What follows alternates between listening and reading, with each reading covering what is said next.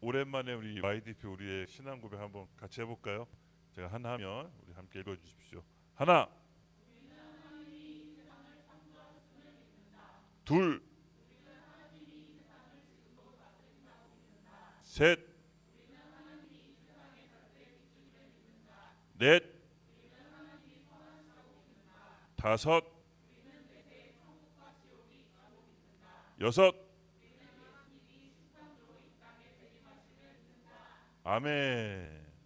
오늘 드디어 마지막 때를 이기는 신앙 벌써 다섯 번째 시간이 되었습니다. 주제로는 진실이고요. 부제로는 위선입니다. 같이 우리 본문 말씀을 음, 함께 저랑 같이 교독하면서 읽고 오늘 기도하고 말씀 시작하도록 하겠습니다. 사대 교회의 사자에게 편지하라. 하나님의 일곱 영과 일곱 뼈를 가지신 이가 이르시되 내가 내 행위를 아노니 내가 살았다 하는 이름은 가졌으나 죽은 자로다.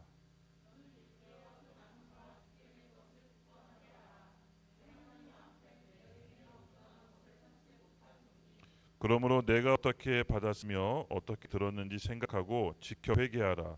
만일 일깨지 아니하면 내가 도둑같이 이르리니 어느 때에 내가 이르렀는지 내가 알지 못하느니라.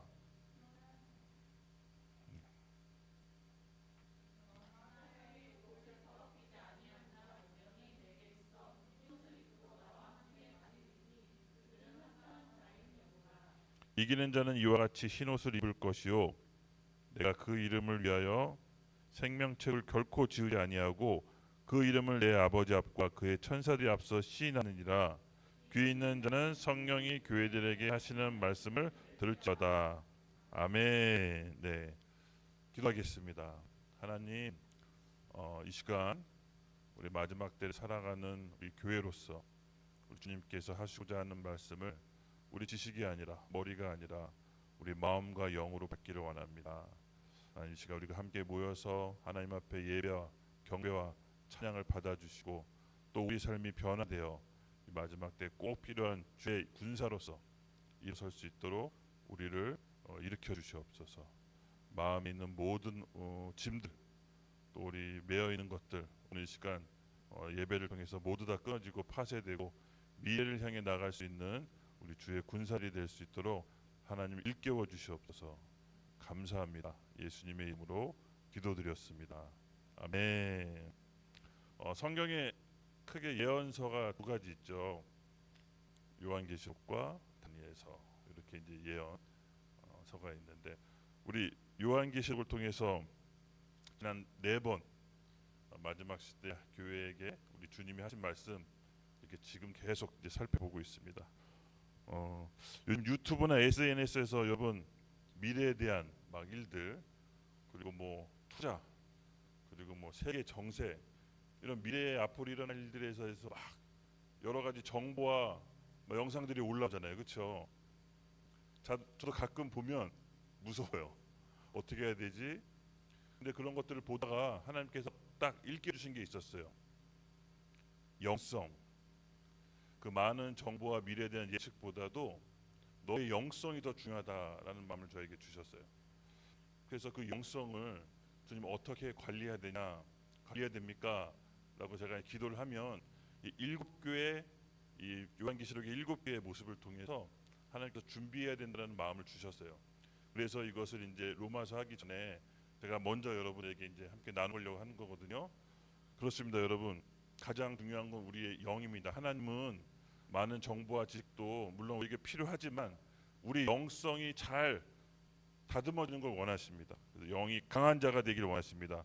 시대를 분별하고 우리가 하나님 안에서 뭘 붙잡고 뭘 내려놔야 되는지 이것을 잘 훈련받길 원하세요. 우리 중보기도팀이 이제 훈련하고 있는데 4월 달부터 우리가 결단한 게 있습니다. 바로 유튜브 영상 그리고 SNS 그리고 무의미하게 들어가 있는 카톡방 나도 잘 보지 않지만 상대방도 보지 않는 그런 카톡방이 있잖아요. 그래서 가지치기 정리하는 일명 강한 자 결박 프로젝트를 이제 시작하게 되었습니다. 그 하는 이유는 다른 게 아니라요. 내가 하나님 앞에서 집중하고 방해되는 여러 가지 요소들을 먼저 가지를 쳐보는 겁니다. 한 달만 해보자는 거예요. 그리고 하나님께서 우리 교회적으로 여러분 계속해서 복과 샤넬의 신령한 것들을 좀 주신다고 믿고 있어요. 지금은 뭐 이렇게 확 달라진 거 없어 보이고 이렇게 시간 맞춰 기도하는 게 과연 나한테 무슨 변화가 있을까 이렇게 생각하고 있을지 모르겠지만 그게 아닙니다. 영적 세계에서는 계속 진동이 일어나고 우리가 파장을 일으키고 있는 것입니다. 지난 시간에 배웠잖아요. 그렇죠? 중보기도의 힘. 하나님께서 이 땅의 계획을 이루시기 위해선 이 땅에 동의하는 중보기도자들이 필요하다고. 지금 당장 눈에 보이는 결과가 크게 없을지라도 여러분 결코 땅에 떨어지지 않습니다. 그러기 위해서는 영적 분별력이 필요한데 무엇을 붙잡고 내려놔야 되는지 먼저 가지쳐야 됩니다. 농부가 과수원에서 튼튼한 과실을 얻기 위해서 뭐 하죠? 겨울에 가지를 칩니다. 가지를 쳐서 나머지 가지의 튼튼한 과실이 양분이 집중될 수 있도록 아프지만 가지를 치는 거죠. 마찬가지입니다. 우리 삶도 이 중요한 중차대한 이 시점에서 하나님께 집중하는 데 있어서 방해된 것들을 한번 가지를 쳐보세요. 네. 그럼 그 가지 친 거에 대해서 하나님이 어떤 식으로든 풍성한 열매를 맺어주실 거라고 저는 믿어 의심치 않습니다. 그래서 여러분이 훈련에 임하시는 분들 물론 중보기도자지만 이제 이 훈련이 끝나고 나서 교회 전체적으로 해보려고요. 같이 함께 동참하고 싶은 분들은 확산해서 같이 해봅시다. 예. 그래서 요한계시록의 7교회에 쓴 주님의 이 편지, 사실 사도 요한이 받은 거죠. 반모섬에서 유배당하고 네로 황제에 의해서 핍박생활 속에서 이제 하나님께 대한 믿음을 지키면서 마지막까지 12사도 중에 가장 마지막까지 살아남은 자가 바로 요한입니다. 이 자가 바로 하나님께 계시를 환상 중에 받은 거죠. 그리고 미래에 있어야 될 일들에 대해서 이제 요한계시록을 쓰게 됩니다. 그래서 요한계시록 1장 서두에 보면은 이 책을 읽고 듣는 사람은 복이 있다고 했습니다. 지키는 사람은 요한계시록은 오늘날 우리에게 교회가 필요한 메시지인 것입니다. 그래서 귀 있는 자들은 성령이 교회에 하시는 말씀을 들어라라고 항상 이 요한계시록 7교회 끝마무리가 이렇게 들었잖아요. 그렇죠? 맞습니다. 우리가 오늘 2000년 전에 쓰여진 요한계시록이 사실 오늘 우리에게 하시는 말씀입니다.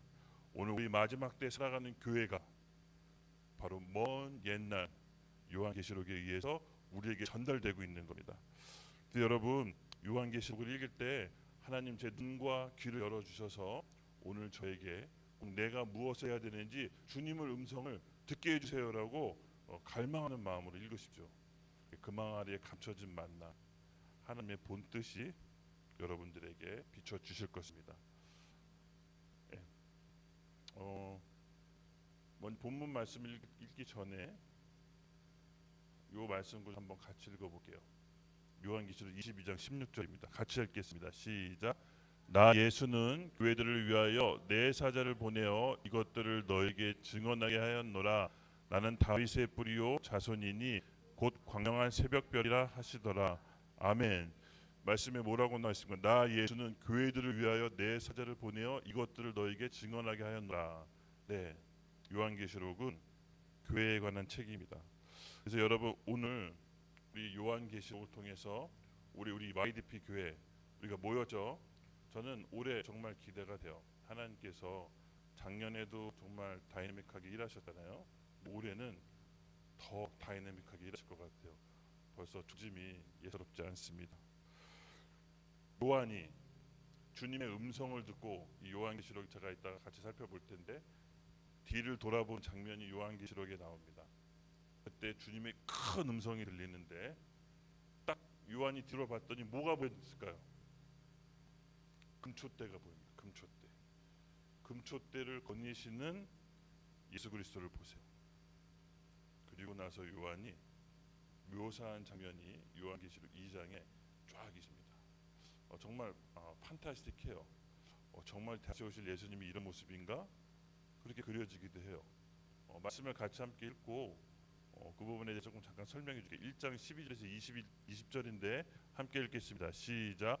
몸을 돌이켜 나에게 말한 음성을 알아보려고 돌이킬 때 7 금초대를 보았는데 촛대 사이에 인자 같은 이가 발에 끌리는 옷을 입고 가슴에 금띠를 띠고 그의 머리와 털의 희가 흰 양털 같고 눈 같으며 그의 눈꽃 불꽃 같고 그의 발은 풀무불에 단련한 빛난 주석 같고 그의 음성은 많은 물소리와 같으며 그의 오른손에 7별이 있고 그의 입에서 좌우에 날선 검이 나오고 그 얼굴은 해가 힘있게 비치는 것 같더라. 내가 볼 때 그의 발에 엎드려져서 죽은 자 같이 되매 그가 오른손에 내게 얹고 이르시되 두려워하지 말라. 나는 처음이요 마지막이니 곧 살아있는 자라. 내가 전에 죽었었더라 볼지어다 이제 세세토록 살아있어 사망과 음부의 열쇠를 가져노라. 그러므로 내가 본 것과 지금 있는 일과 장차 될 일을 기록하라. 내가 본 것은 내 오른손에 7별의 비밀과 또 7금초대라. 7별은 7교회 사자요 금초 7교회니라. 아멘. 이렇게 찾아보니까 이 모습이 인터넷 이미지더라고요. 여러분 어떠세요? 우리 아까 부활 그 패션 오브 크라이스트 영화 봤는데 초림한 예수님은 어린 양으로 대속 제물로 오셨죠. 근데 재림하는 예수님은 아까 묘사한 바 같이 요한이 봤던 묘사한 것처럼 약간 좀 우리에게 좀 적응이 좀 안 됩니다. 그렇죠? 그런데 성경은 이렇게 묘사하고 있습니다. 근데 이것은 여러분 중요한 뜻이 있습니다. 요한이 몸을 돌이켜 큰 음성을 알아보러 돌이켰는데 금초대를 봤는데 금초대 사이에 인자 같은 이가 발에 끌리는 옷을 입고 가슴에 띠를 띠고 온다고 합니다.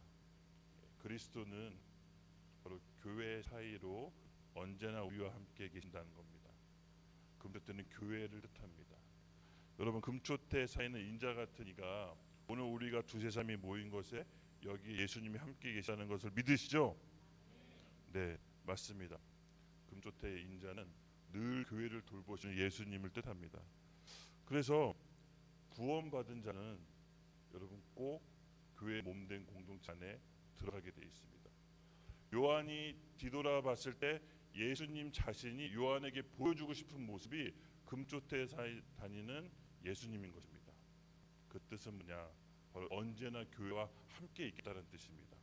그래서 내가 신앙생활을 잘하고 내가 주님과 친밀해 있어도 여러분 잘 아셔야 됩니다.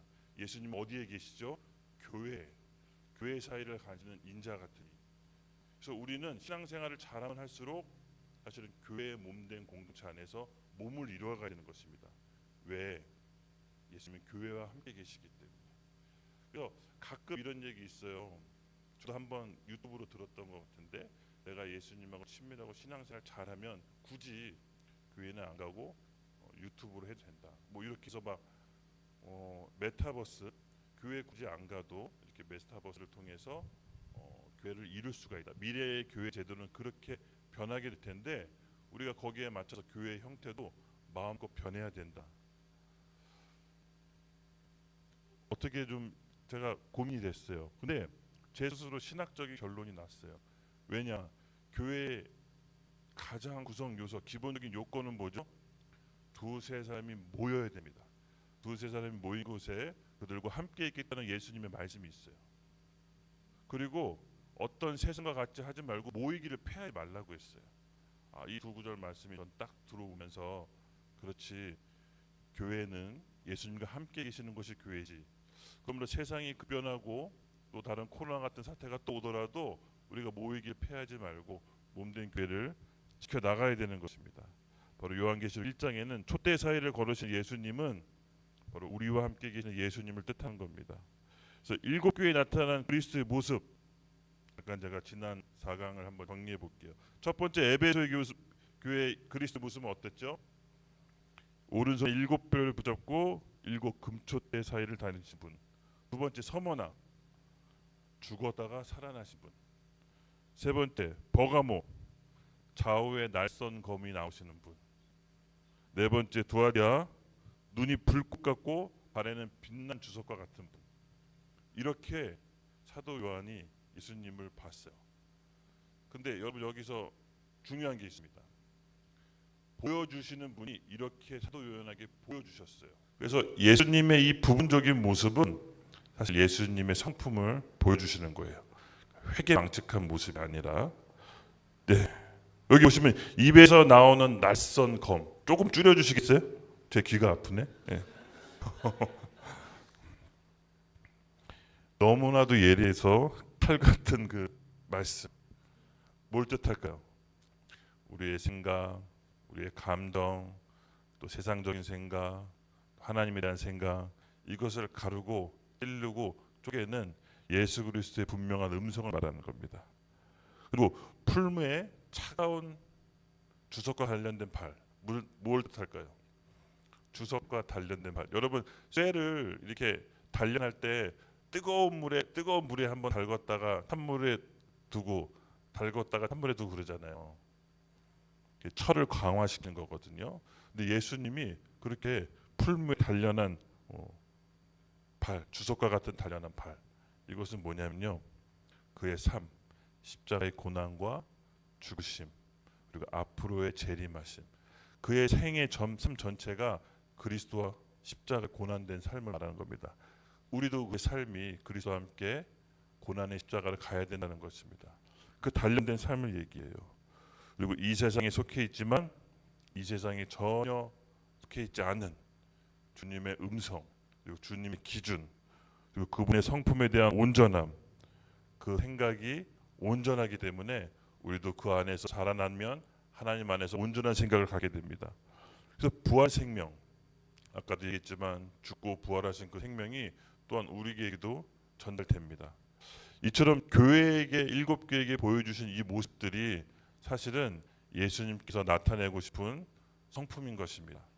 환상적인 모습이 아니라 오늘 우리에게 들려주신 교회의 목소리를 여러분 잘 들으셔야 됩니다. 그래서 오늘 이 마지막 신앙 다섯 번째, 주님께서 우리에게 들려주고 싶은 얘기가 뭐죠? 진실. 마지막 때 신앙 진실 너무 중요합니다. 이 사대 교회라는 뜻이 살아있다라는 뜻입니다. 근데 예수님께서는 이 말씀처럼 살아있지만 그 행위를 안 하니 마치 죽은 것 같다라고 얘기하세요. 3장 1절을 돌아가 보겠습니다. 사대 교회의 사자에게 편지하라. 하나님의 일곱 영과 일곱 별을 가지신 이가 이르시되 내가 내 행위를 안 하니 내가 살았다는 이름을 가졌으나 죽은 자로다. 아멘. 이 사대 교회 당시 16세기 종교 개혁 일어난 데부터 오늘 지금까지 교회 시대를 말합니다. 여러분 종교 개혁이 어떤 거였죠? 당시 카톨릭이 부패했죠. 행위로 구원받는 걸 넘어서서 카톨릭이 면죄부라는 걸 만들어서 돈 받고 구원해주는 약간의 비즈니스로 종교 장사를 한 겁니다. 부패할 대로 이제 부패죠. 그때 우리 믿음의 사람 누구죠? 루터. 로마서를 읽다가 우리 로마서리 1장 11절 아니다. 믿음은 구원은 절대로 행위로 일어나는 것이 아니라 오직 하나님의 은혜로 믿음으로 구원을 받을 수 있다고 말씀으로 계시를 받습니다. 그리고 종교 개혁을 일으키죠. 네. 그리고 나서 개신교와 카톨릭이 갈라지는 시발점이 됩니다. 그리고 나서 우리가 구원을 받았습니다. 그리고 그 종교 개혁의 위대한 교리, 오직 믿음으로 구원을 받는다는 이 교리가 오늘 우리에게 전수가 됐습니다. 그런데 여러분 잘 생각해 보세요. 오직 믿음으로 구원에 이른다는 것은 너무나 은혜롭잖아요, 그렇죠? 근데 그걸로 멈춰서는 안 됩니다. 지금 사대 교회가 책망받았던 이유는 믿음으로 구원받은 건 정말 위대한 발견이었지만 그 후에 삶이 따라주지 않았기 때문에 실상은 죽었다라고 표현하시는 거예요. 우리가 믿었다면 거기에 맞는 행동을 예수님께서 원하시는 거예요. 사대 교회가 그렇다는 뜻이에요. 사대 교회가 실제로 문헌에 보면요, 굉장히 높은 난공불락의 도시였대요. 사대라는 도시가. 그래서 밑에서부터 위에까지 300m였대요. 그래서 거의 직각 수준의 절벽에 위치한 성이어가지고 점령을 안 당했대요. 그때 당시 2000년 전 그때 까마득한, 지금 보니까 거의 한 3세기 이때쯤 일이었는데 그거를 타고 올라가는 장비가 없을 뿐더러 그 군사도 없었다고 합니다. 그러니까 사대 사람이 어떻게 했어요? 늘 안전하다고 생각했었죠. 그래서 별다른 방비와 방책을 마련하지 않았습니다. 근데 이 고레스 왕 알죠? 고레스 왕, 바사 왕국의 고레스 왕이 여기를 점령해요. 근데 되게 어처구니 없이 점령해요. 병사 한 명이 거기로 올라갔는데 아무도 군사적 대비를 안 하고 있었어요. 그래서 성문을 툭 열어버려요. 그리고 페르시아 바사 왕 군대가 올라갑니다. 예. 사대는 뭘 실수했을까요? 늘 안전하다라고 생각했어요. 본인이 높은 지붕 위가 언제나 구원받았다라고 생각했어요. 그리고 그 다음 이후에 방비책을 마련하지 않았어요. 사대는 그런 뜻이었습니다. 살아있지만 죽은 자와 같은. 여러분, 오늘 우리의 신앙이 이렇게 살아있지만 죽은 자와 같은 자가 될 수 있다라는 것을 오늘 우리 주님에게 경고하시는 겁니다. 제가 시민운동 이렇게 했을 때 그래도 알잖아요. 우리는 성경 말씀이 있어서 동성애 하면 안 되고 간통, 간음 이렇게 막 우리 외치고 다녔잖아요. 그치? 우리 같이 피켓 들던 우리 여기 있어요. 같이 피켓 들었네요. 광화문에서. 네. 물론 그것이 나쁜 건 아닙니다. 저는 옳다고 생각하고 지금 다 같이 하라고 우리는 또 할 겁니다. 그렇죠? 하나님이 죄라고 한 것은 명백한 죄이기 때문에. 근데 한 번은 조금 동성애자 반동성애 얘기하신 분하고 좀 싸운 적이 있어요. 동성애는 죄다 이렇게 이제 그것이 뭐가 죄긴 하지만 그럼 너는 어떻게 뭐 네가 진 죄는 동성애 죄와 비할 게 뭐 별반 다를 게 있느냐 뭐 이렇게 하면서 좀 티격태격했었는데 그렇게 하고 그날 밤이었던가요? 저도 이제 그 유튜브 보다가 쇼트 같은 거 이런 거 보다가 음란한 게 나오잖아요. 그건 자연스럽게 이걸 이렇게 탁탁 보게 되잖아요. 물론 그걸 면밀히 보진 않았지만 그래도 눈에 보이는 걸 이렇게 보게 되잖아요. 아, 근데 딱 하나님이 주시는 마음의 감동이 있었어요. 네가 판단한 그 동성애가 내가 지금 혼자 있을 때 은밀히 보는 그 음란한 영상하고 그 죄질이 다를 것 같나? 제가 너무 화들짝 놀랐어요. 생각해 보니까 하나님께서 마음으로 드신 죄도 죄라고 하셨잖아요. 동성애는 눈에 보고 보이고 누가 봐도 명백한 죄이지만 사실 내가 사람들 없을 때 지었던 그 은밀한 죄는 우리 하나님 다 알고 계시잖아요. 좌우의 낯선 검으로 우리 생각과 우리 의도와 중심을 다 아시잖아요. 근데 그렇게 지은 죄가 결코 가벼울까? 가볍다라고 내가 이렇게 얘기할 수 없겠더라고요. 그렇습니다.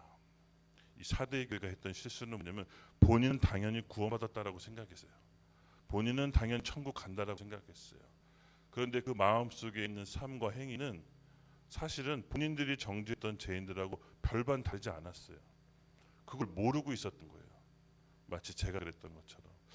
그래서 사대교회를 포함해서 제가 또 다시 한번 느꼈던 것은 내가 혼자 있을 때나 여러 사람이 함께 있을 때나 교회에 있을 때나 집에 있을 때나 이것을 민감하게 하나님께 늘 조명받는 훈련을 해야겠다.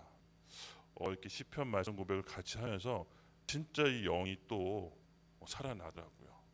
그렇지, 내가 하나님을 믿고 하나님을 따라가는데 내 안에서 내가 다른 사람과 별반 다르지 않는 행동을 하면서 정죄한다면 그것은 꼭 나에 대한 정죄라는 것이 생각이 들었어요.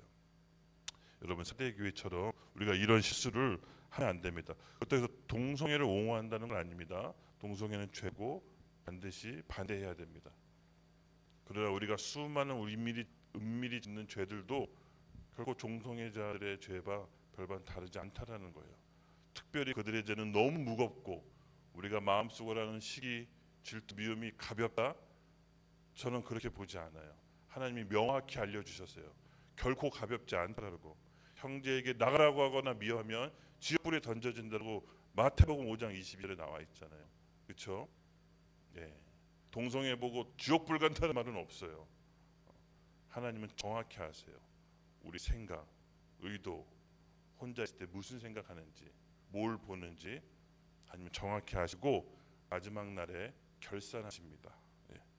맞습니다. 여러분, 우리 안에 이 하나님이 주신 구원, 은혜로 얻은 이 구원이 정말 소중하고 값지다면 우리는 행동으로 동일하게 나와야 되는 것입니다. 우리 잠언 말씀 같이 야고보서 말씀 함께 읽겠습니다. 2장 26절 시작. 영혼 없는 몸이 죽은 것 같이 행함이 없는 믿음은 죽은 것이니라. 아멘. 살아 있다고 숨쉰다고 다 살아있는 존재가 아니죠.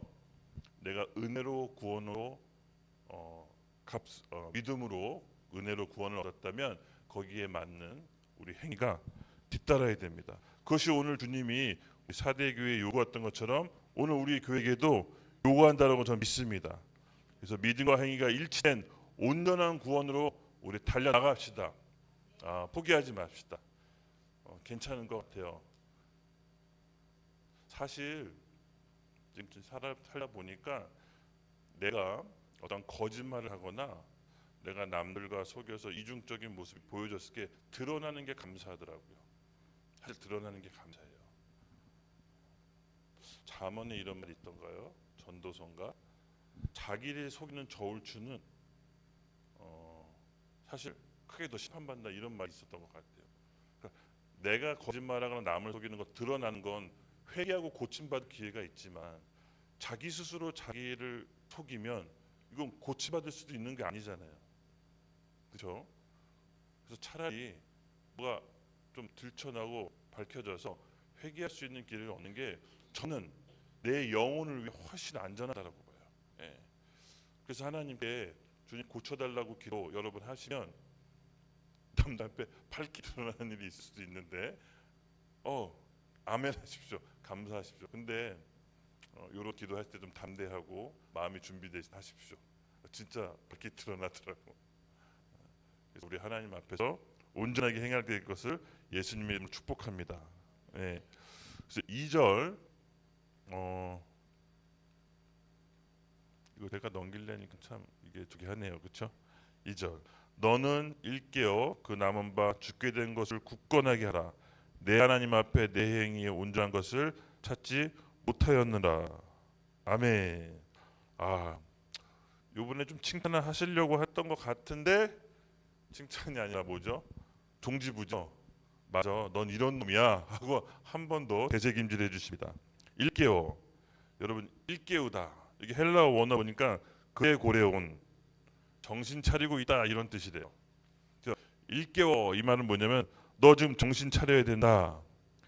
너가 안전하다라고 생각하지 말아라. 너가 구원받았다라고 안심하지 말아라. 오직 믿음으로 구원받았다면 거기에 맞는 너의 신앙의 선배들이 네가 받은 그 신앙이 어떻게 전수됐는지 기억해라. 너는 그 믿음을 가지고 굳건하게 하라. 관념적으로 신앙생활하지 말고 너의 조상과 믿음의 선배들이 이 신앙을 너에게 전해줄 때까지 어떤 희생과 대가를 치렀는지 공부해서 깨달아라. 이런 뜻이에요. 여러분, 우리가 지금 구원받은 이 교리들, 오직 믿음으로 의롭게 얻은 이 구원을 받은 교리, 엄청난 희생과 대가, 수교자들에 의해서 우리가 전수받은 겁니다. 이 이신칭이도요, 사실은 초대교회 때는 우리 종교개혁 때는 굉장한 이단이었다는 거 아시죠? 카톨릭이 그때 당시에는 주류였기 때문에 굉장히 불경스러운 거예요. 아니, 카톨릭 사제가 아닌데 성경을 봐? 아니, 사제가 기도 안 했는데 구원을 얻었다라 그래? 하나님 앞에 나갈 수 있다라 그래? 이게 다 이단적인 사상이었어요. 그럼에도 불구하고 죽어서 아니다, 말씀에는 오직 믿음으로만 구원받게 돼 있다라고 선포함으로 성경을 막 찍어내서 대중에게 유통시키잖아요. 그렇죠? 그러면서 이 믿음이 우리에게 전수했는데 네가 받은 그 고귀한 믿음을 너무 가볍게 여기지 말고 그 믿음을 굳게 붙잡아라. 깨어 있어. 어떻게 보면 우리가 받은 이 좀 신앙이 너무 우리가 가볍게 여기는지 아닌가 싶어요. 진짜로 좀 교양서적이나 종교개혁사 이런 책을 읽어보시면 여러분 너무 처참해요. 이 믿음을 지키기 위해서 너무 많은 사람들이 피를 흘렸거든요. 한번 교양서적 같은 걸 읽어보시면 좋을 것 같아요. 저기도 있고 제 거기 책상에도 있습니다. 제가 드릴게요. 그냥 전수된 게 아니에요. 정말 믿음의 선배들이 희생하고 목숨을 걸고 우리에게 바톤을 넘겨준 거예요. 그래서 종교개혁은 아직 완성된 게 아니에요. 우리가 오늘 이어받은 거예요. 믿음으로 오직 구원을 받았다면 자기 부인과 자기 십자가를 지는 예수님을 쫓아가는 행위의 온전함이 있어야 돼요. 오늘 우리에게 이게 받은 바턴이에요. 여러분, 구원을 우리가 완성해야 됩니다. 그렇죠? 마치 공장에서 그 옛날 카톨릭이 면죄부를 돈 받고 팔아서 사람들에게 죄가 없다고 해준 것처럼 오늘 우리에게 면죄부는 뭡니까? 예수 믿고 구원받고 천국 간다. 너무나 은혜롭고 간단하지만 여러분 그렇지 않습니다. 그것만으로 구원이 완성된 것이 아닙니다. 사대교회가 받았던 그 질책, 행위가 뒤따라야지 그 구원이 의롭게 되는 것이 증명되는 겁니다. 그렇지 않습니까? 네. 3절이 있습니다. 우리 네. 그러므로 내가 어떻게 받았으며 어떻게 들었는지 생각하고 지켜 회개하라. 만일 읽지 아니하면 내가 도둑같이 이르리니 어느 때 내가 이르는지 내가 알지 못하느니라. 아멘. 한 번 더 예수님께서 강조하십니다. 어떻게 받았는지 그 복음 다시 한번 생각해봐라. 복음의 내용이 뭐냐? 저도 이렇게 좀 청년들하고 얘기하고 지내면서 복음을 딱 얘기해보려면 잘 이렇게 얘기를 못하는 게 좀 안타깝더라고요. 그리고 누구한테 이게 전수했을 때 말하지 못한 것도 좀 안타까웠어요. 그냥 교회 생활을, 교회 문화를 즐겼던 거지, 즐겼다기보다 교회 생활을 했던 거지, 정말로 예수님의 복음을 받고 전하고 1대1로 양육하고 이런 것들이 전혀 없었더라는 게 제가 보니까 많이 그렇게 신앙생활 한 것 같아요. 저는 모태신앙은 아니고 20대 후반에 예수님 믿었기 때문에 교회 문화에 나중에 들어간 사람으로서 적응하기 굉장히 힘들었거든요. 여기 다 모태신앙들이잖아요, 그렇죠? 저 같은 사람은 아니요. 저 같은 사람은 교회 문화가 너무 적응하기 힘들었다니까요. 형제님, 자매님들이 저한테 와서 형제님 그래도 친하면서 진짜로 날 그렇게 친해서 그런 건가 아니면 괜히 그러는 건가 뭐 서비스가 뭐 이런 생각도 했었어요. 전혀 영혼 없는 형제님 힘드시죠 뭐 이러면서 참 그래서 교회 문화 적응하기 힘들었어요. 그래서 찬양도 한 30-40분 하잖아요. 하나 교회는 그것도 너무 힘든 거예요. 중간에 나가서 담배 피고 오고. 근데 담배 피고 안 돼 또 찬양하고 있고 한번 자고 뭐 이런 식으로. 그리고 교회에서 아멘 하고 무슨 얘기하면 할렐루야 너무 적응하기 힘든 거예요. 근데 지금 되돌아보니까 내가 제일 심한 놈이 됐어. 이게 하나님의 오묘한 신비네요, 그렇죠? 맞습니다. 예, 중요한 거는 복음에 대한 내가 확신이 있어야 된다는 거예요. 그래서 복음이 희미하게 알고 있으면 안 됩니다. 적어도 남한테 내가 알고 있는 확신을 전달할 수 있을 정도로 복음은 삶의 복음에 대한 정리가 좀 필요합니다. 그래서 하나님 앞에서 우리가 뭐라고 했죠? 아까 진실해야 된다 그랬잖아요, 그죠? 사대교회는 진실하지 않았어요. 믿는다라고 포장했지 사실은 실상의 삶은 진실한 모습이 아니었어요. 위선이었어요. 오늘 주제 반대 부제가 뭐죠? 위선. 위선의 헬라어로 보니까 히포크라테스라고요. 우리 뭐 이렇게 매주 목요일날 연극 연습을 하는데 그 히포크라테스라는 뜻이 뭐냐면은 연극 배우더라고. 연극 배우. 위선의 뜻이 연극 배우에서 따온 거더라고요. 근데 이때 당시 이 그리스 때 연극 배우가 어땠냐면요, 가면을 썼어요. 우리 중국에 보면은 그게 뭐죠? 패왕배 같은데 뭐 가면 써 나오잖아요. 화장인가 그 가면이 아닌가? 하여튼 가면을 써서 본래 내 모습을 감추고 내가 원하는 역할을 하고 싶다면 선생하고 싶다면 선생 가발 쓰고 의사하고 싶다면 의사 가발 쓰고 이렇게 변장하면서 연극을 했대요. 그것이 어원이 돼서 위선이 연극 배우라는 뜻이래요. 가면 속에 감춰진 본래 나를 놔두고 내가 보여주고 싶은 모습으로 가면을 쓰고 대하는 바로 사대교회 이런 모습이었다는 거죠. 그래서 우리는 이 진실함에 있어서 제가 늘 강조하지만 신앙에 있어서는 진실해야 된다고 봅니다. 내가 아직 잘 모르면 그냥 잘 모른다고 하나님께 도움을 구하는 게 좋고, 내가 믿음이 없으면 믿음을 달라고 하나님께 도움을 구하는 게 좋습니다. 하나님께서는 도와주세요. 근데 이 교회 분위기나 문화 때문에 믿음이 없는데 믿음 있는 척, 또 사실은 또 남들이 보는 시선 때문에 뭔가 믿음을 또 갖춰줘야 되는 것처럼 보여서 교회 행위들을 막 하잖아요. 여러 사역들을. 근데 이렇게 해서는 안 된다는 거예요. 나중에 큰 코 다친다는 겁니다. 자기 믿음의 수준에 맞게 그냥 그렇게 생활하면 돼요. 아무도 뭐라고 하는 사람 없습니다. 그래서 이와 같이 우리 안에 진실이 필요합니다. 마찬가지로 이 사대 교회는 이런 가면을 쓴 교회라고 주님께서 평가를 하신 거예요. 그래서 당장 그 가면을 벗어라, 회개하라고 촉구를 하시는 거예요. 우리 복음 안에서 우리는 낱낱이 우리 십자가 앞에서 우리 삶이 드러나게끔 되어 있습니다. 여러분, 복음이 뭡니까? 십자가가 뭘 나타납니까? 아까 우리 영상 봤지만 십자가에 달리신 예수님, 우리에게 뭘 보여주시는 것입니까? 저는 바로 그 십자가에 달린 예수님이 오늘날 우리에게 선악과라고 저는 생각합니다. 창세기 때 아담과 하와가 먹었던 그 선악과로 인해 하나님과 멀어져 하나님과 단절되어 죄 때문에 죽음에 이르렀죠. 마찬가지입니다. 십자가의 예수님은 우리에게 다 드러나 있습니다.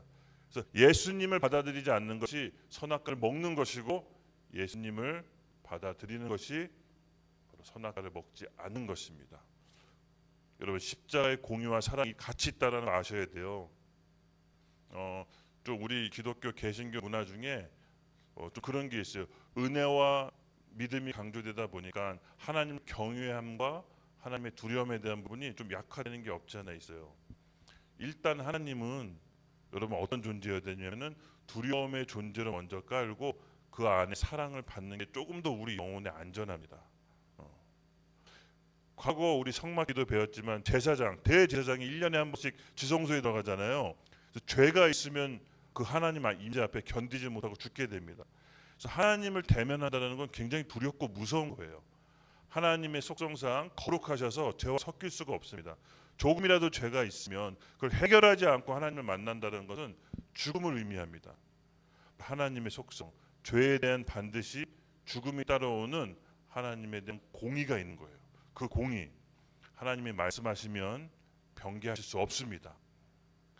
반면 그렇지만 하나님께서 그 공의를 우리에게 그대로 진노를 쏟아부으신 것이 아니라 그 외아들 예수 그리스도를 통해서 공의를 완성하시고 십자가의 심판을 우리에게 물으시는 것이 아니라 아들에게 물으시고 우리에 대한 사랑을 확증하셨습니다. 그래서 십자가를 보시는 것은 공의와 사랑을 동시에 보는 거예요. 내가 받아야 될 심판인데, 내가 받아야 될 채찍인데, 내가 아니라 우리 하나님께서 그 무한한 사랑으로 인해서 예수님께서 모든 죄를 덮어씌우고 나는 십자가를 믿음으로써 그 죄가 어릴 적 유월장처럼 유월되는 겁니다. 그래서 내게 심판이 물러가고 나는 그리스도 안에서 새로운 산 소망으로 사는 것이죠. 그 은혜가 너무 커서, 그 빛이 탕감받는 빛이 너무 커서 여전히 죄인처럼 마음으로 사는 거예요. 그게 은혜 입은 자의 마음이에요. 그래서 겸손해질 수밖에 없거든요. 그래서 조금 더 리얼하게 로마서 8장 3절에서 4절에 표현되어 있습니다. 우리 이 부분을 같이 읽을게요. 시작.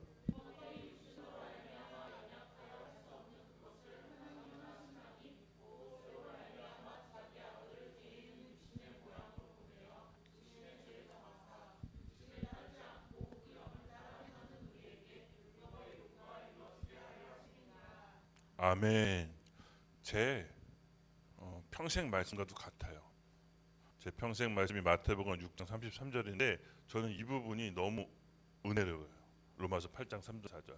율법이 육신으로 말미암아 연약하여 할 수 없는 그것을 하나님은 하시나니 그 죄로 말미암아 자기 아들을 죄 있는 모양의 육신의 모양을 보내어 육신의 죄를 정하사.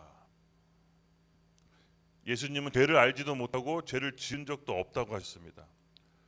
그러나 죄를 범한 우리 인간은 반드시 죄에 대한 심판을 받고 대가를 치러야 되는데 하나님께서 그렇게 하시지 않으신 거예요. 바로 본인의 외아들에게 모든 죄를 전가하고 죄를 알지도 지은 적도 없으신 분에게 육신의 모습으로 이 땅에 보내십니다. 그리고 육신을 입은 것 자체가 이미 죄를 입은 겁니다. 여러분 이거 이해되세요? 육신을 입은 사람은 죄를 범할 수밖에 없어요. 율법의 요구를 육신이 이룰 수가 없는 거예요. 우리 육신 입고 있으면. 그래서 연약해서 우리 인간은 육신의 몸을 입고 있는 인간은 연약해서 율법 다 이룰 수 없지만 하나님은 하실 수 있다고 했어요. 하나님의 방법이 뭡니까? 본인이 인간이 돼서 자기가 죄를 받는 거예요. 그게 하나님의 방법이에요. 그러므로 육신의 죄를 정해버리세요. 예수 그리스도에게 육신의 몸을 입혀서 그 모든 죄를 정해버리세요. 그리고 십자가에서 죽이십니다. 죽일 때 예수님께서 하나님한테 살려달라고 아버지 부르죠. 그때 여러분 뭐라고 표현되어 있습니까? 예수님이 매몰차게 얼굴을 돌리셨다 그랬어. 아들이 죽는데 왜? 다시 살아나야 될 우리를 알기 때문에, 부활 생명을 받고 살아나야 될 우리를 보고 얼굴을 돌리신 거예요. 그리고 모든 죄를 아들에게 전가시킵니다. 이게 하나님의 너무 신묘망측한 은혜인 거죠. 여러분, 요 은혜를 아는 거예요. 십자가는 내가 받아야 될 징벌을, 심판을 아는 사람이에요. 이 아는 사람이 인생을 어떻게 살 수 있겠습니까, 여러분? 늘 하나님 앞에 미안한 마음을 갖고 살 수밖에 없죠. 그리고 경외함으로 하나님 앞에 나갈 수밖에 없는 것입니다. 그 사람은 더 이상 육신을 따르지 않고 그 영을 향하는 우리에게 율법의 요구가 이루어진 겁니다. 율법을 다 지키지 않았지만 하나님을 믿음으로 말미암아 하나님이 율법을 다 지킨 걸로 여겨주신다는 거예요. 이 얼마나 은혜로운 겁니까? 여러분, 이 복음을 가슴속 깊이 새기십시오. 이제 오늘 고난주간이잖아요. 주일날 부활절, 부활절 파티도 할 텐데 또 주의 만찬도 할 텐데, 오는 십자가에 대한 부활의 생명을 여러분 가슴 깊이 새기셔야 됩니다. 오늘 주제가 진실이잖아요, 그렇죠? 아직 이 십자가의 사랑이 각인이 안 됐다면 오늘 하나님 앞에 같이 구합시다. 주님, 십자가의 사랑을 제게 각인시켜 주시옵소서. 제가 잘 알지 못합니다. 이렇게 기도하는 밤이 되었으면 좋겠습니다. 그리고 4절로 넘어가겠습니다. 네.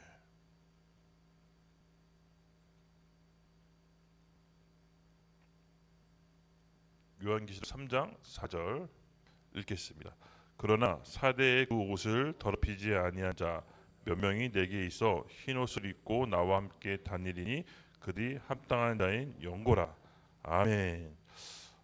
사대 교회 전체를 칭찬하지 않으시고요, 그 중에 몇 명만 이렇게 칭찬하시네요.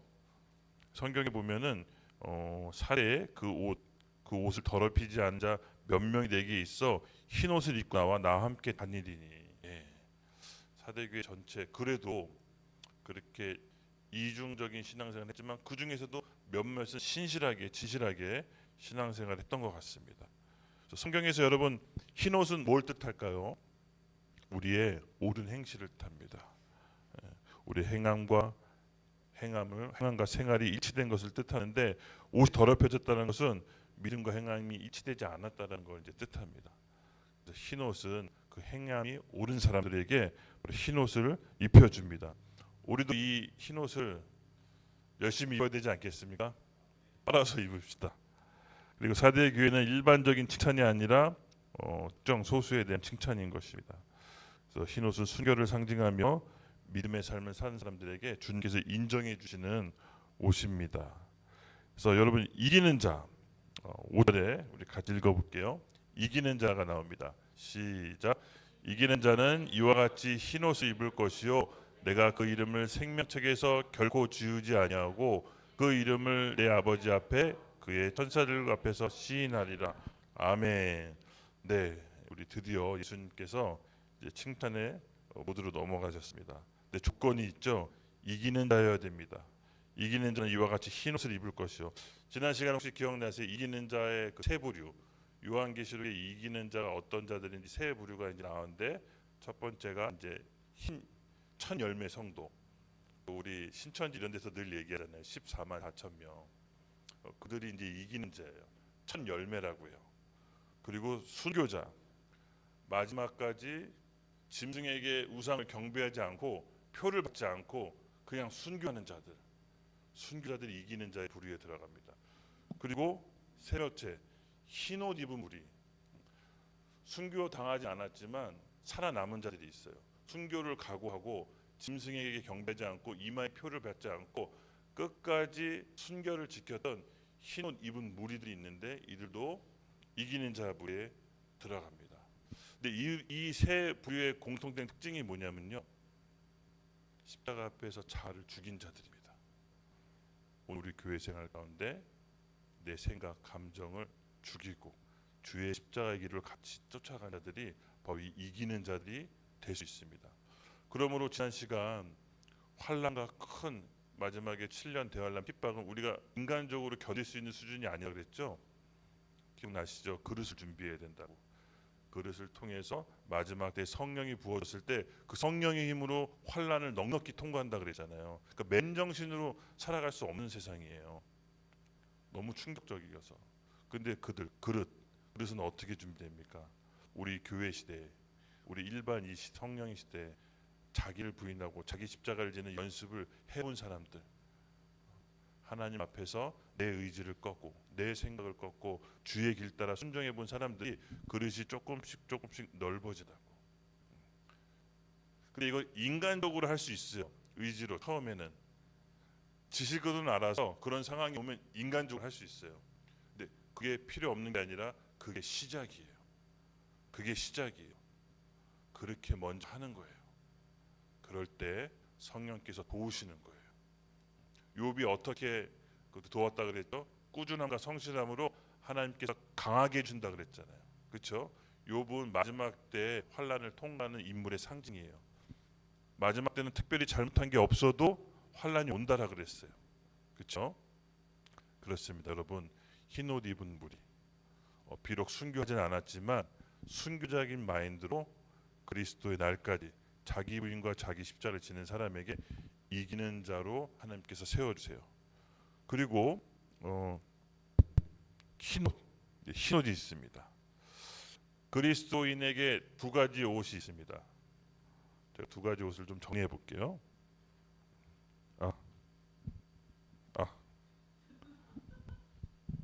할렐루야, 소리 들려요? 한번 핀 꼽아봐요. 들려봐봐요. 내 목소리 들리면 괜찮을 것 같아. 들려요? 이걸로 하게요 그냥. 네. 할렐루야. 그리스도인에게 입는 옷 두 가지 있습니다. 여러분 창세기 기억나시죠? 아담과 선악과 먹고 쫓겨났는데 하나님이 가죽 옷을 입히잖아요. 그게 뭐 구원과 은혜의 상징이죠. 피의 제사를 통해서 아담과 가죽 옷을 입혀서 하나님과 다시 만날 수 있게 합니다. 가죽 옷, 바로 구원 옷이고 이것을 칭의라 하죠. 하나님께서 의롭게 여겨주신 옷입니다. 두 번째, 아까 우리 배웠던 4절, 의의 흰옷입니다. 그것은 성화의 과정 속에서 믿음과 구원을 통해 우리가 의롭게 되는 그 과정, 자기 분과 자기 십자가를 통해서 그 옳은 행실에 입혀주는 옷, 그것이 바로 흰옷입니다. 우리는 이 옷까지 지금 입어가야 되는 것입니다. 그렇죠? 네. 그렇게 흰옷 입을 것이고, 그랬을 때 내가 그 이름을 생명책에 결코 지우지 아니하고. 이 성경의 요한계시록에 책이 3개 나와요. 생명책, 어린 양의 생명책, 또 책들 이렇게. 그걸 잘 연구해서 보면요 조금씩 달라요. 거기 이름이 들어가는 사람들이 조금씩 달라요. 정리해봤어요. 생명책 보니까 이긴 자들이 그 생명책에 기록된다고 합니다. 아까 이긴 자가 얘기했죠. 천열매 성도, 순교자, 흰옷 입은 무리가 이긴 자로 들어가는데 그 이긴 자들이 생명책에 기록된다고 합니다. 와, 그래서 하나님께 자기 삶을 바친 사람들, 하나님의 부르심의 소명에 기꺼이 나갔던 사람들이 이긴 자에 들어가는데 이들은 생명책에 기록돼서 예수님 보좌 옆에서 5곡을 10곡을 다스리는 권세를 얻게 됩니다. 그리고 어린 양의 생명책이 있습니다. 이것은 보면요 예루살렘 성, 새 예루살렘 성 있잖아요. 천국 이렇게 임할 때 새 예루살렘 외곽에 있는 만국 백성이 속해 있다고 그랬고요. 만국 백성에 들어간 사람들이 어린 양의 생명책이라고 하는데 내가 정확히 해석을 못 하겠어요. 여기서 멈출게요. 그들이 누군지 잘 모르겠어요. 다만 이 어린 양의 생명책에 들어간 사람들은 그 만국 백성에 속해 있다고 합니다. 그냥 좋은 것 같아요. 나쁜 것 같지는 않아요. 그렇죠? 그리고 책도 있어요. 책들. 생명책에 기록되지 못한 사람들이 이 책들에 들어가게 되는데 그들은 자기의 행실대로 심판받는다고 나와요. 이렇게 유추해 보면은 불신자들 것 같아요. 책들, 그냥 일반 책들. 그래서 이 요한계시록에 3가지 책들이 있는데 조금 제가 정리해봤는데 어린 양의 생명책은 딱히 해석이 안 됐어요. 그래서 그냥 이렇게 좀 멈추려고요. 여러분, 우리의 이름이 어느 책에 기록될지 우리 지금 이 시대의 교회 시대에 결정 나는 겁니다. 저는 이왕이면 우리 이긴 자 생명책에 들어갈 예수님의 이름 축복합니다. 그래서 6절 귀 있는 자는 성령이 교회되게 하시는 말씀을 들으라. 결론입니다.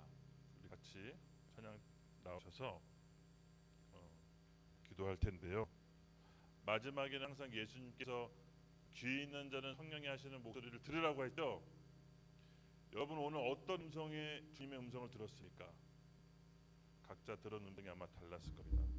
주제는 제가 정했지만, 진실해야 된다는 주제는 제가 정했지만, 그래도 이 말씀 가운데 여러분 안에서 주님께서 각자 해주시는 말씀이 있을 겁니다. 오늘 그 부분을 놓고 함께 기도하겠습니다. 아직 내가 예수님을 믿고 구원받았다고 하지만 아직 내 행실이 잡히지 않은 부분이 있다면 우리 그 부분을 놓고 솔직히 기도합시다. 또 한 사람은 아직 예수님의 십자가의 은혜를 명확히 몰랐다면 우리 그 부분을 알게 해달라고 기도합시다. 각자 믿음의 수준에 맞게서 진실합시다. 그것이 오늘의 주제의 메시지입니다. 주여, 내 신앙에 맞게 오늘 내가 진실함으로 나갑니다. 주여, 부족한 부분을 채워주시고 하나님 앞에서 온전히 전할 수 있도록 우리를 세워주시옵소서. 마지막 때 이긴 자로서 우리를 세워주시옵소서. 주님께서는 우리에게 뭐가 하십니다.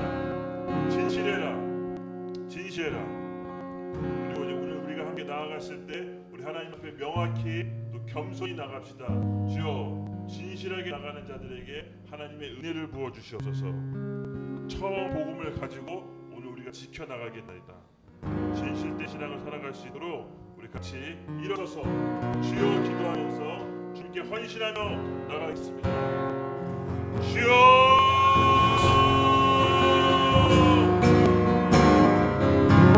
고통당하사 버림받고 외면당하셨네. 짓밟힌 장미꽃처럼 나를 위해 죽으셨네.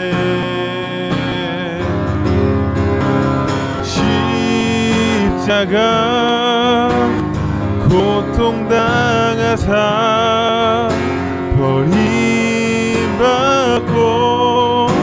외면당하셨네. 짓밟힌 장미꽃처럼 나를 위해 죽으셨네.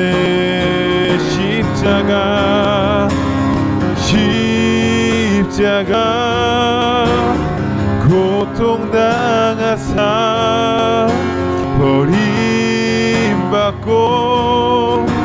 외면당하셨네. 짓밟힌 장미꽃처럼 나를 위해 죽으셨네. 나의 주 십자가 고통당하사 버림받고 외면당하셨네. 짓밟힌 장미꽃처럼 나를 위해 죽으셨네.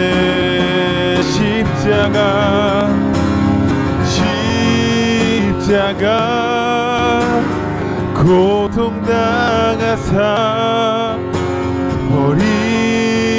버림받고 외면당하셨네. 짓밟힌 장미꽃처럼 나를 위해 죽으셨네. 나의 주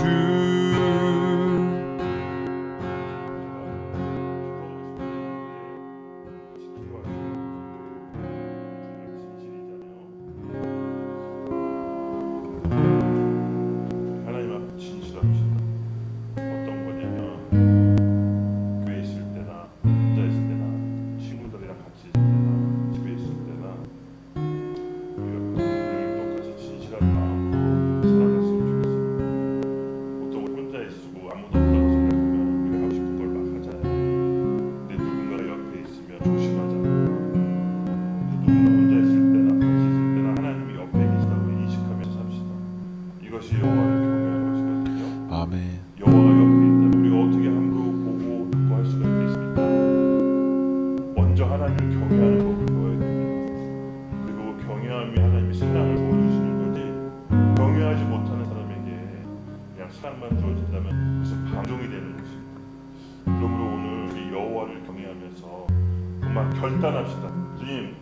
보건 안 보건 제가 행동을 같이 하겠습니다. 집에 있건 교회에 있건 똑같이 말하고 행동하겠습니다. 하나님 우리에게 그럴 성령의 능력과 힘을 부어주시고 진실함으로 부어주시옵소서. 우리 같이 주여 한번 외치면서 다시 한번 기도할게요. 주여.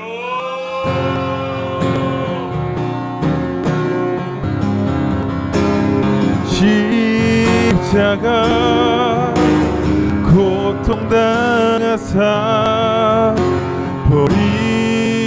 버림받고 외면당하셨네. 짓밟힌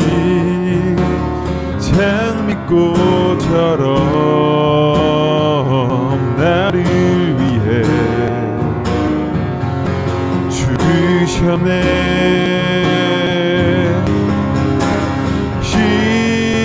십자가 고통당하사 버림받고 외면당하셨네. 짓밟힌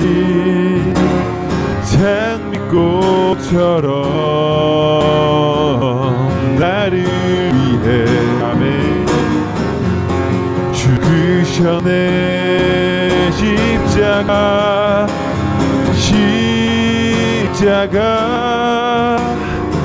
고통당하사 버림받고 외면당하셨네. 짓밟힌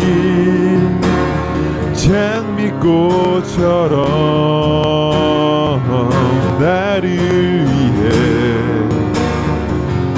죽으셨네. 십자가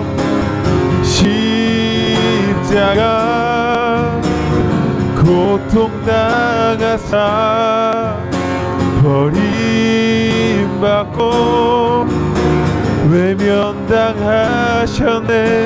짓밟힌 장미꽃처럼